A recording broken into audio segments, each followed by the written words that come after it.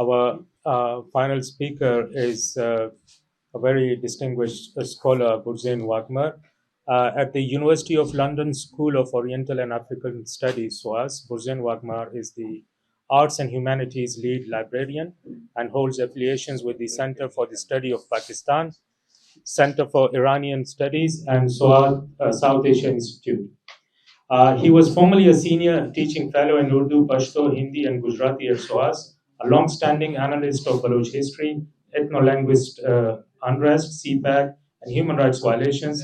His submissions have been presented at the UNPO, Amnesty International, UN Human Rights Council, EU and UK parliaments. He is also a commentator on BBC Radio 4, BBC News 24, Tech TV, and other media outlets. Burzine's scholarship on Balochistan complements his intimate knowledge of the dialects and ethnography of Indo-Iranian minorities on the Irano-Pak, Sino-Pak, and Af-Pak borders, Balochistan, Trans-Karakoram Tract, Gilgit-Baltistan, northern areas, Khyber-Pakhtunkhwa, Fata. Mr. Waghmar, Burzine Waghmar will be speaking on the topic of grief at Reko Diq.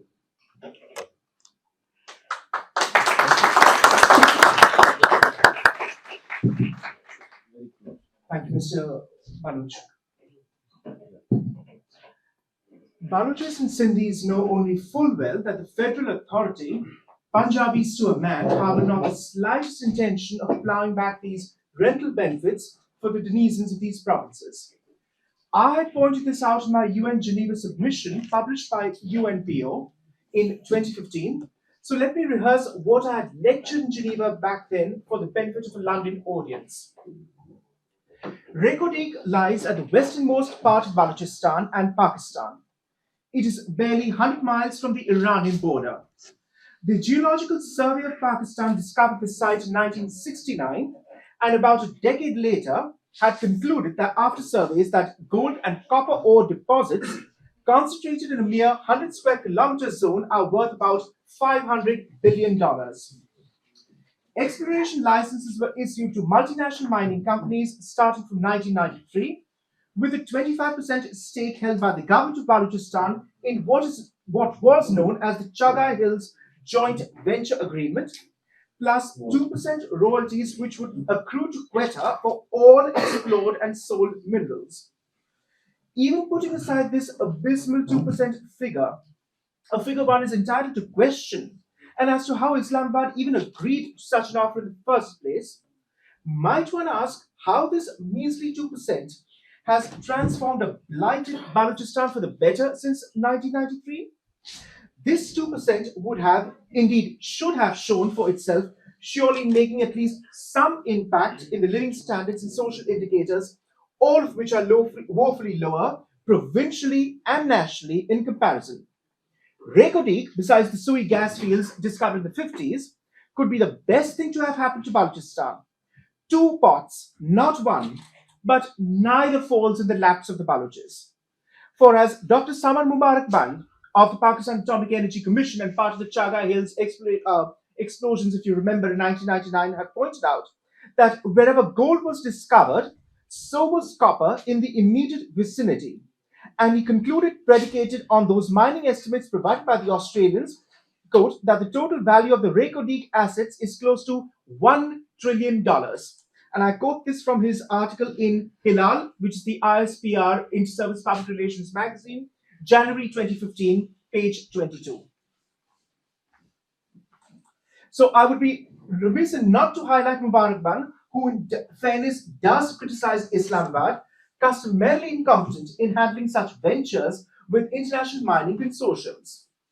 Because as he points out, and it is well worth noting what Dr. Mubarak Band states, if GOB, Government of Balochistan, could invest $600 million upfront in the joint venture, then it would have been entitled to a 25% share in profit. That is 3%, approximately with an additional royalty of 2%.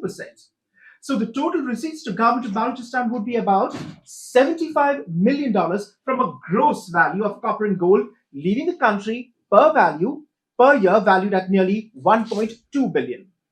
But the return for Government of Balochistan after investing $600 million in the joint venture is so paltry that it is barely comparable with the interest on a 600 million fixed deposit. And this is what happens to a country which does nothing to defend or to entrust itself to foreign companies. Fast forward to 2023, ladies and gentlemen.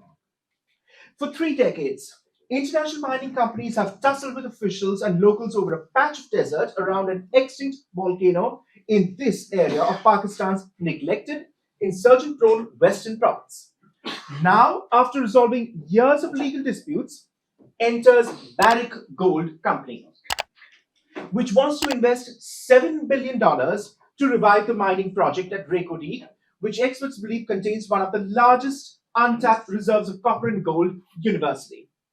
Barrick and Pakistani authorities say Reko Diq will not only be Pakistan's largest foreign fixed investment, but a vital source of copper, which is a key component for the world's energy transition to electric cars and the rest, at a time when global supplies are very likely to meet demand. So as countries transition to clean energy sources, copper, which is an excellent conductor of electricity, is extremely crucial to transporting electricity. And it is only expected to become more important to the global economy.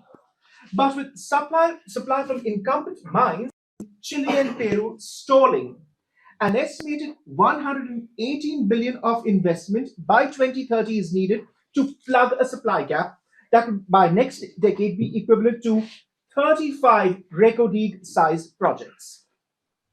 Another factor now is that which would help steer the Reko Diq project for the Pakistanis is the presence of a new investor in Balochistan, the Saudi Public Investment Fund and state mining company Ma'adin, who have expressed an interest in Reko Diq. This was reported in the Financial Times 8th September 2023. So this could lead to something of a guarantee for the project where the Chinese may have failed. But as for its safety, who is to say Baloch insurgents are going to be choosy and exempt, targeting Saudis instead of the Chinese in Balochistan?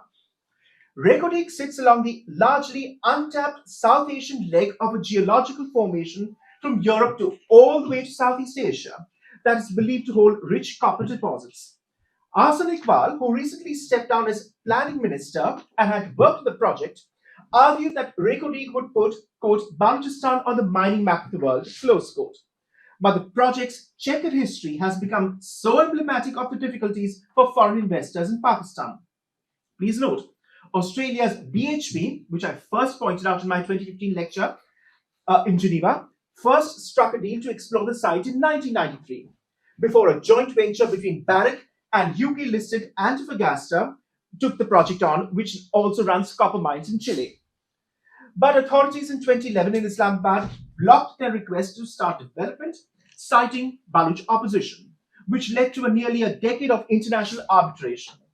In 2019, the World Bank's dispute resolution arm ruled against Pakistan, ordering the federal government to pay the companies, Australian companies, $5.8 billion in damages, a sum that would have bankrupted Pakistan. Barrick eventually revived the project, waiving that award in an out-of-court settlement and restructuring the terms directly now with federal authorities in Islamabad. So the project comes at a time when Beijing too has run into repeat difficulties with insurgents in Balochistan targeting Chinese projects.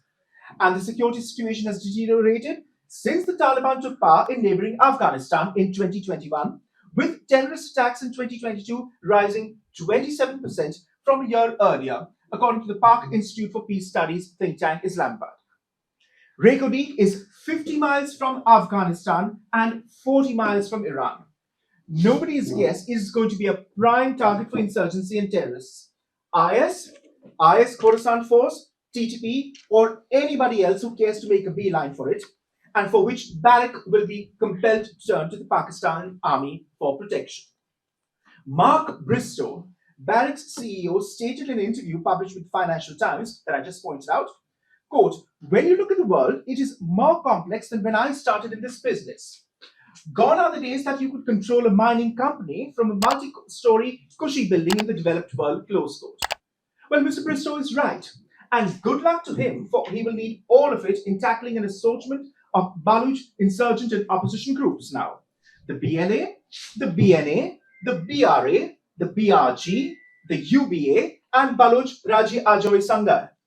The BLA's Majid Brigade has turned the corner in the history of unrest in Pakistan's largest, least developed province, whose question of accession indeed is as old and troublesome as that of Kashmir 1948, something Pakistanis prefer not to discuss or compare.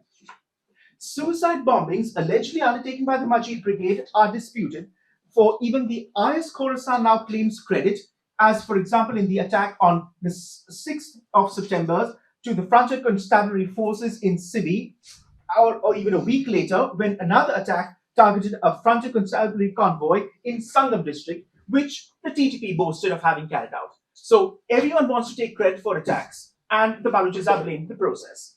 So as I said, good luck to Parrot Gold, because Reko Diq, as far as I'm concerned, rhymes with grief. Thank you.